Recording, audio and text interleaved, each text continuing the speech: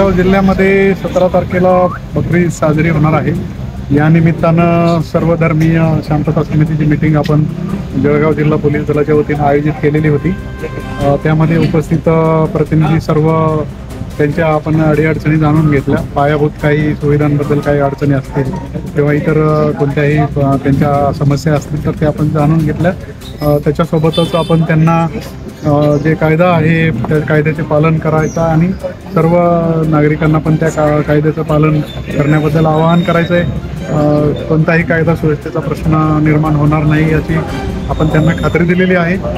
पूर्ण जिल्ह्यामध्ये पोलीस बंदोबस्त तैनात राहणार आहे, होमगार्ड्स तैनात राहणार आहेत आणि अतिशय शांततेच्या वातावरणामध्ये हा सण साजरा होईल याच्याबद्दल आज इकडे विचारमंथन झालेलं आहे। त्याच्यासाठी ही मीटिंग आहे।